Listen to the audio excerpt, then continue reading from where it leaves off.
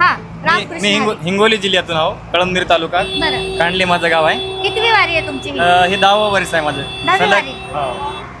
का बरं वारीला येताय तुम्ही? हे 10 वर्ष झालं वारी करताय, वारी कशामुळे? हा वैष्णवाचा दिंड्या पताका चालत आलेला हा सोहळा आहे आणि तरुणानं याच्यात सहभागी झालं पाहिजे. का आजचं काल सहभागी व्हायचं? जरा इकडे साईडला या, कारण गाड्या येत आहेत. या जरा. आजकालचा तरुण सगळा भरकटले गेलेला आहे, हा. व्यसना दिन झालेला आहे हा. आणि तो तरुण या वारीमध्ये आला पाहिजे. कशासाठी बरं वारीमध्ये कशासाठी यावं? ही ते तर सोयी नसतात, चालत जावं लागतं. काही हाची मिळेल देही ते हाची डोळा खावं पाहावा हा लागतं. माऊलीचा स्वर्ग सुख सोहळा वारीचा, हा पांडुरंगाचा आणि काय माऊलीचा. करता तुम्ही? मी व्यवसाय करतो गावात. काय व्यवसाय आहे तुमचा? शेतमजुरी. शेतमजुरी करताय. मग शेतमजुरीमध्ये आता तुम्ही जवळपास कुठून आलेत म्हणाले तुम्ही? मी हिंगोलीची येतो. हिंगोलीवरून आले. हिंगोली ते कधी पंढरीपर्यंत तुम्ही वारी करताय? हा नाही हिंगोली ते आळंदीत पाहिजे. हा, मग आळंदी ते पंढरपूर हम्म. जवळपास एक महिनाभराचा कालावधी आहे. एक महिनाभरासाठी मग शेतमजुरी करणारे तुम्ही, म्हणजे उदरनिर्वाह हातावरच्या कष्टानेच होत असेल तुमचा. हो. तर मग आता महिनाभराचं डोक्यात कसं ठेवलंय? मग हे कसं आर्थिक नियोजन कसं करणार? कसं आहे, सगळ्या काही गोष्टी आता वारकऱ्याला मी एकच आवाहन करेल की बाबांना तुम्ही जर वारीला येता ते घरचा विचार न करता, तिकडला विचार न करता पांडुरंगाचं ध्यान करून आपण पुढे चालत जाऊ. कारण की घरी जो कुटुंबामध्ये सांभाळणार कोण आहे, कोण आहे तुमच्या? हम्म? कुटुंबामध्ये कोण कोण आहे आई वडील तुमच्या? आहेत, भाऊ आहेत. म्हणजे भाऊ आहेत, आई वडील आहेत. मग आई वडील म्हणाले की कशाला चाललेस वगैरे? नाही किंवा काय? त्यांना त्यांचं माहिती ते वारी जून महिना लागला की चावल लागते वारकऱ्याला, आणि आम्हाला तर पहिले चावल लागते की जून महिना लागला वारकऱ्यात शेतकऱ्याला पेरण्या होतात आणि आम्हाला कधी कधी जावं वाटते माऊलीच्या या वारीमध्ये हाची सोहळा पाहण्यासाठी. एका महिन्यापासून अगोदरच ओढ लागते या वारीची आम्हाला. काय आहे तुमच्याकडे? शेती आहे? काय व्यवसाय आहे आमच्याकडे तुमचा? शेती आहे ना, शेती आहे, 2 बैल आहेत. मग आता शेती सांभाळून कसं काय तुम्ही वारीला आम्हाला आला? महिन्याच्या एका अगोदर, आता एका महिन्यानंतर वारी आहे, या पुढच्या आठवड्यामध्ये आम्हाला जायचं आहे. आम्ही अगोदरच तयारीनं सगळं नियोजन लावतो शेतातलं. आणि जरी कामं आपले शेतातले जरी होत नसले तरी आम्ही माऊलीच्या विश्वासावर आम्ही डायरेक्ट सोडून येता. आमची पेरणी झाली काय न झाली काय आम्हाला शेतीतून काहीच खंता वाटत नाही. कारण का आम्हाला माऊलीची ओढ लागलेली राहते. त्या ओढीमध्ये आम्हाला काही सुचत नाही. आम्ही एवढं ते बाण विसरून जाता छान. भेटाव काय नाही असं आम्हाला वाटते. हो, बोला बोला बोला. आम्ही जालन्याहून आलो. कशासाठी आलात वारीमध्ये? काय करता तुम्ही? वरी आम्ही शेती करतो. शेती करता.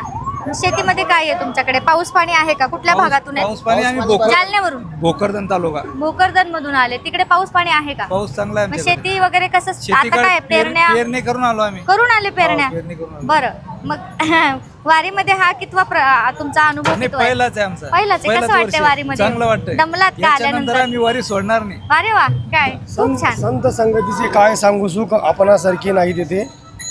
आम्ही राजूर गणपतीवरून आलोय, जालना जिल्हा, बरं. भोकरदन तालुका. आणि आम्हाला दरवर्षी या वारीची खूप ओढ लागते आणि या वारीमध्ये येऊन खूप आनंद वाटतो. आणि वारी म्हणजे एक आमचा पूर्ण असं 12 महिन्यातून आम्हाला एक महिना असा वाटतं की वारी कधी येते. आम्ही वारी खूप येऊन आनंद घेतो. तेव्हापासून गावामध्ये जो अखंड हरिनाम सप्ताह असायचा त्यामध्ये माझे आजोबा मला हाताला धरून घेऊन जायचे. तेव्हापासून जी गोडी लागली मला, ती नंतर परत त्या हळूहळू मला जसं समजायला लागलं, जसं ह्या गोष्टी वाचायला लागलो, जेव्हा ज्ञानेश्वरी वाचली त्यावेळेस हे सगळं समजायला लागलं. आणि अध्यात्म हे क्षेत्र खूप मोठं आहे. म्हणजे आजकाल तरुण पिढीला कसं आहे, मोबाईल हे रील्स ह्या दुनियेतून काही लोक आता यायला लागली.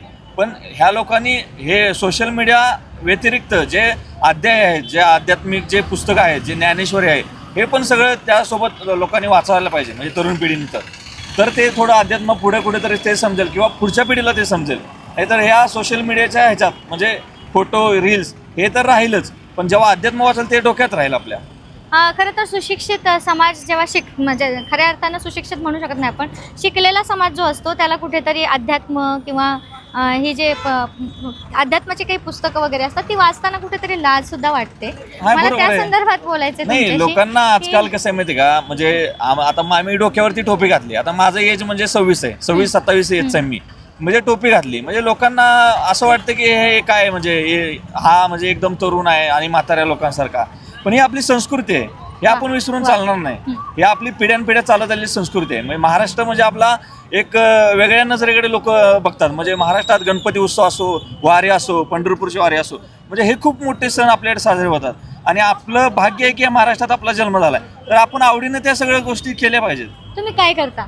मी मेडिकल डिपार्टमेंटमध्ये आहे. मी नवी मुंबई कॉर्पोरेशनमध्ये काम करतो. मेडिकल डिपार्टमेंटमध्ये हॉस्पिटल डिपार्टमेंटचं म्हणजे पॅथॉलॉजीचं माझं काम आहे. बापरे. एकंदरीतच तुम्ही घरातून सांगितलं की मला आजोबांमुळं आणि घरात काही वारसा असेल हो, त्यामुळे तुम्हाला घरामध्ये वारीची आवड आवड आहे. निर्माण झाली. पण एवढ्या कमी वयामध्ये आणि ह्या एक गांधी टोपी किंवा आज म्हणूया आपण वारीतली एक ही जी साधारण जो पोशाख आहे आणि जी वारकरी तुम्ही टोपी. वारकरी टोपी घातलेली आहे, ती टोपी घालताना आज तरुणांना लाजच वाटते, पण ती गोष्ट तुम्ही अभिमानानं मिरवता आणि हो आणि नाही म्हणजे म्हणूनच म्हटलं की- सांगायचा भाग कसा आहे म्हणजे आता अभिमानाने आपण मिरवायला पाहिजे. म्हणजे बरोबर. ते आपल्याला एक भाग्य भेटलं, हे आपण तर ते भाग्य आपल्याला ऍक्सेप्ट केलंच पाहिजे. तरुण पिढीने तर मी म्हणतो की इथून पुढे तर तरुण पिढीने हे ऍक्सेप्ट केलंच पाहिजे. जे काय आहे ते आपण एक म्हणजे हिंदू संस्कृतीचे एक वारसदार आहोत, तर आपली हिंदू संस्कृती खूप मोठी आहे. आपण त्याचे म्हणजे खूप मोठे म्हणजे त्याचं भाग्य आहे आपलं की आपण ह्या हिंदू संस्कृतीमध्ये जन्माला आलो. आता तुमचा हा प्रवास कुठपासून कुठपर्यंत असणार? आम्ही म्हणजे आता तसं म्हणलं तर आम्ही म्हणजे माझं जास्त कशी पंढरपूरची पूर्ण वारी तर मी केली नाही, पण आम्ही दिवे घाटापर्यंत जेजुरीपर्यंत येत असतो. म्हणजे तिथून घडेल परत अशी वारी घडेल तुम्ही अशी करत वारी होत. असता. आणि माझ्या गावावरून मग माझे म्हणजे आजोबा आता एक्सपायर झाल्यामुळे माझे वडील ते त्यांचं कोणत्या चालवतात गावचे पुढे तुम्ही? चालू. गाव? आम्ही सातारा साहेब. बरोबर. म्हणजे एकंदरीत तुम्हाला जशी घडेल त्या पद्धतीनं तुम्ही तुमच्या परीने नाही वारी आम्ही म्हणजे करण्याचा प्रयत्न आळंदीतून करताय. जेव्हा पालखी निघते तेव्हा ते आम्हाला ओढच लागते की कधी एकदा पुण्यात जातोय आणि खूप छान. माऊलींच्या पालखीत दिवे घाटातून ते आम्हाला जे म्हणजे एक सुख भेटतं आणि जो एक मनाला आनंद भेटतो तो खूपच म्हणजे. मग तुम्ही एकटे आहात की दिंडी सोबत आहात? कसं आहे? कसं नाही करता आम्ही आमचा तुम्ही? ग्रुप आहे. अच्छा, ग्रुप सोबत आहात. हा. मग राहण्याची मुक्कामाची सोय वगैरे असंच काय म्हणजे गोष्टी? सगळ्या वारकऱ्यांसोबतच राहायचं बरं. वगैरे असं. खूप छान, खूप छान. आणि आम्हाला त्याचा पण खूप अभिमान आहे. म्हणजे पंक्तीमध्ये वारकऱ्यासोबत जेवण करणे वा वा. किंवा ह्या गोष्टी खूप म्हणजे त्यासाठी तर ते खूपच पुण्याचं काम म्हणलं तरी चालेल. म्हणजे बरं, बरं. म्हणजे ह्या गोष्टी सहजासहजी भेटत नाहीत वारकऱ्यासोबत जेवण करायला. नक्कीच, नक्कीच.